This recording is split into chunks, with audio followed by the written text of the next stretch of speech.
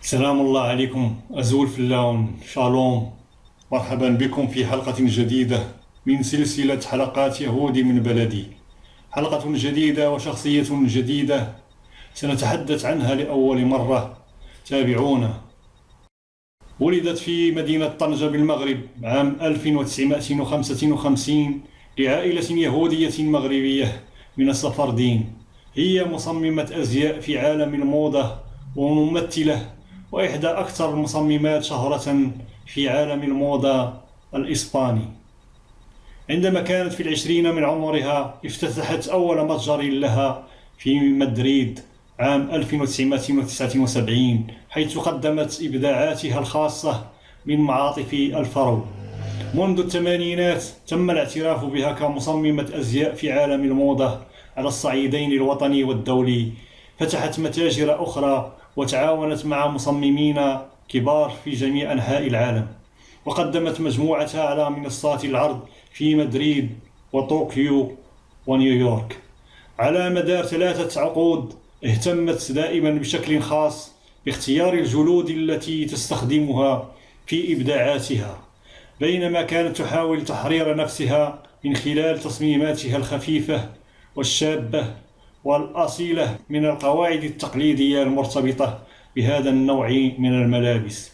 حصلت على عدة جوائز ومسابقات دولية. هذا مقتطف من حياة هذه الشخصية التي تعد من أشهر شخصيات الموضة والتصميم، التي هي موضوع حلقتنا لهذا اليوم من سلسلة يهودي من بلدي. فمن تكون هذه الشخصية المؤثرة؟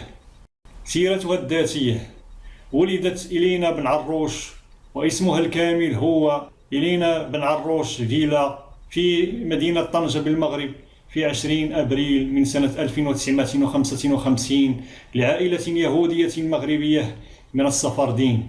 وهي مصممة أزياء وخبيرة في عالم الموضة وممثلة.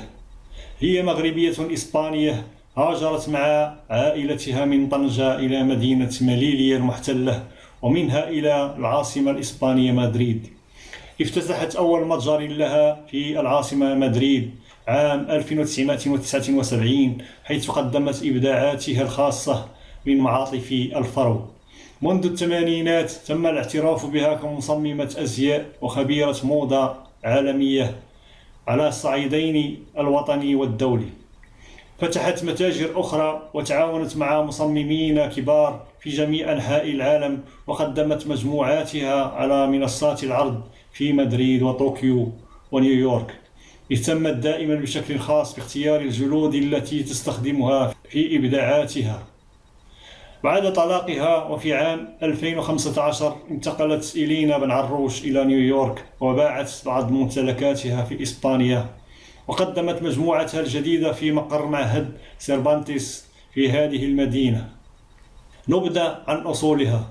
تنتمي إلينا بن عروش إلى عائلة من اليهود المغاربة، كان معظم أفرادها من الحاخامات في عدة مدن مغربية وكذلك خارج المغرب.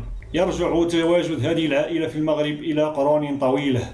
عاش بعض أفرادها في مدينة الدار البيضاء وتطوان وطنجة وفاس وغيرهما، وكذلك في وهران وفي فرنسا.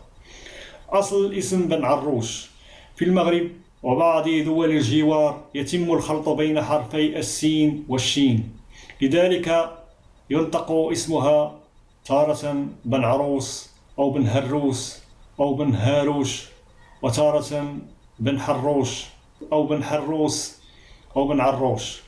في جميع الحالات الاسم هو من أصل عربي أو أمازيغي، كما يمكن أن يكون الأصل عبرانيا من بن هاروخ، ويعني ابن الراس أو ابن الزعيم. فرضية أخرى أكثر جرأة، وهي أن حامل هذا اللقب من نسل الحاخام إسبانيا الشهير الحاخام آشر بن يحيائيل الملقب بهاروش. وكان الحاخام الأكبر في طليطلة بين عامي 1305 و 1322، مما يمكن أن يقدم حقيقة أن هذا اللقب تم حمله بشكل خاص في المجتمعات التي تشكلت في الغالب من أحفاد اليهود الذين طردوا من إسبانيا، كما هو الحال في المغرب. تفسير آخر محتمل يعتمد على الأصل العربي يدل على سمة شخصية الرجل الحر القاسي. تم توثيق الاسم في المغرب في القرن السادس عشر، وظهر في قائمة طوليدانو للألقاب الشائعة في ذلك الوقت. في القرن العشرين انتشر الاسم بشكل خاص في المغرب، واستعمل نطق الاسم بعدة طرق، منها بن هاروش أو بن عروش أو بن عروس. من أشهر عائلات بن عروش، من أشهر هذه العائلات هناك يهوذا بن عروش، وهو من مدينة صفرو، وعاش كذلك في فاس وتفيلات في نهاية عهد السلطان مولاي إسماعيل بين سنة 1710 وسنة 1723. وهناك كذلك إلياهو بن عروش ابن الحاخام أبراهام بن عروش، أحد كبار الحاخامات في مدينة صفرو في القرن التاسع عشر. ولد في تفيلات عام 1817، وقضى طفولته مع أسرته في صفرو. الحياة الشخصية: والد إلينا بن عروش هو جاكوبو بن عروش بن عطار، كان يهوديا متعدد اللغات وعلمانيا ومثقفا من السفاردين، وكان يدير صيدلية في وسط مدينة طنجة. في عام 1962 اصطحب عائلته إلى مدينة مليليا المحتلة، ومنها إلى مدريد في إسبانيا. وأمها هي كلارا إسرائيل، وزوجها هو أدولفو برناتان، وهو نحات ورجل أعمال. ولد في باريس عام 1951، وانتقل إلى بوينس آيرس في الأرجنتين مع والديه، واستقر في عام 1965 بشكل دائم في مدريد، حيث درس الفن والتصميم الداخلي. تزوجت منه منذ أن كان عمرها 18 سنة، ولمدة قاربت 34 عاما، وأنجب طفلين. في عام 2009 طلقت إيلين بن عروش من أدولفو برناتان، ومع ذلك فإنهما حافظا على علاقة ودية وتعاون على مستوى الأعمال، رغم أنها في عام 2015 انتقلت إلى نيويورك وباعت بعض ممتلكاتها في إسبانيا. لها من طليقها ابنة وابن، هما يائيل برناتان، وهي الابن الأكبر، وهي من مواليد سنة 1976 في إسبانيا. درست الدراما في مدرسة سارة لورونس المرموقة، هي ممثلة ومديرة مساعدة. وابنهما هو خيمي برناتان، ولد في سنة 1978 في إسبانيا، ويعيش في نيويورك، ولديه شركة إنتاج سمعي بصري. درس الهندسة المعمارية في بوسطن، هو مخرج وممثل ومدير إنتاج. مسيرتها الدراسية: ولدت إلينا بن عروش في مدينة طنجة كما قلنا، التي كانت تعتبر منطقة دولية، حيث بدأت أول مراحلها الدراسية. نشأت إلينا في تلك المدينة الحيوية، ودرست في المدرسة الثانوية الفرنسية، ثم هاجرت مع عائلتها من طنجة إلى مدينة مليليا المحتلة، ومنها إلى مدريد في إسبانيا. بعد حصولها على دبلوم في فن التصميم، بدأت في الاشتغال في سن 20 كمصممة.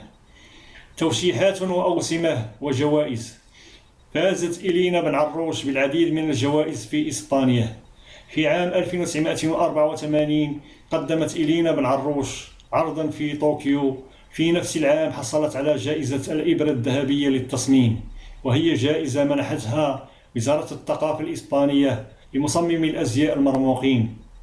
في عام 1985 حصلت إلينا بن عروش كذلك على جائزة American International Legend لأفضل مجموعة لهذه السنة. في عام 1987 حصلت إلينا بن عروش كذلك على جائزة التصميم من مجلة كامبيو 16. في ذلك العام قدمت مجموعة من الجلد المختوم بتصميمات إيطالية، كما حصلت على جائزة نافا في نيويورك. مسيرتها المهنية: افتتحت إلينا بن عروش شركة لصناعة الفراء في مدريد في عام 1979. دخلت تجارة الجلود عندما تزوجت من الفنان التشكيلي الأرجنتيني أدولفو برناتان عندما كانت في 20 من عمرها. في ذلك الوقت بدأت إلينا بن عروش في صبغ الجلود واللعب بالأنماط الهندسية وصناعة الفراء. منذ الثمانينات تم الاعتراف بها كمصممة أزياء في عالم الموضة على الصعيدين الوطني والدولي. فتحت متاجر أخرى وتعاونت مع مصممين كبار في جميع أنحاء العالم. قدمت مجموعاتها على منصات العرض في مدريد وطوكيو ونيويورك. في عام 1980 قدمت إلينا بن عروش أول عرض أزياء لها، وبعد عام افتتحت متجرا جديدا آخر. في عام 1982 مثلت إسبانيا في معرض فرانكفورت الدولي، وبدأت في تمثيل شركة بوتيغا فينيتا. في عام 1984 قدمت إلينا بن عروش عرضا في طوكيو. وفي عام 1985 قدمت مجموعاتها في الولايات المتحدة، وافتتحت متجرا في شارع ماديسون أفينيو في نيويورك. في عام 1986 قدمت عروضا لأزياء في فرانكفورت، وافتتحت سيبيليس فوت بريدج في مدريد. وفي عام 1987 قدمت مجموعتها بجلد مختوم بزخارف فينيزيا إيطاليا، وتمكنت من تمثيل العلامات التجارية إيترو وفيستر وأندريا، وأطلقت مجموعة من المعاطف الجلدية للرجال مع المغني الإسباني ميغيل بوسي. وقدمت مجموعتها الجديدة في مقر معهد سيرفانتيس في مدينة نيويورك. على مدار 3 عقود اهتمت دائما وبشكل خاص باختيار الجلود التي تستخدمها في إبداعاتها من خلال تصميماتها الخفيفة المرتبطة بهذا النوع من الملابس. تكريمات: في عام 1989 خصصت النسخة الأمريكية من مجلة فوغ غلاف لإلينا بن عروش، وفي العام التالي حصلت على جائزة جولد تي من مجلة تيلبا جنبا إلى جنب مع برادا وفيرزاتشي. مثلت مجموعتها للاحتفال بالذكرى 35 لدمية باربي في عام 1993. منجزات أخرى: في عام 1997 أطلقت إلينا بن عروش أول مجموعة مجوهرات لها، بالإضافة إلى عطر يحمل اسم ابنتها يائيل، وهي أيضا المديرة الفنية لخط إلينا بن عروش، بالإضافة إلى مجموعة يائيل برناطان غير الرسمية.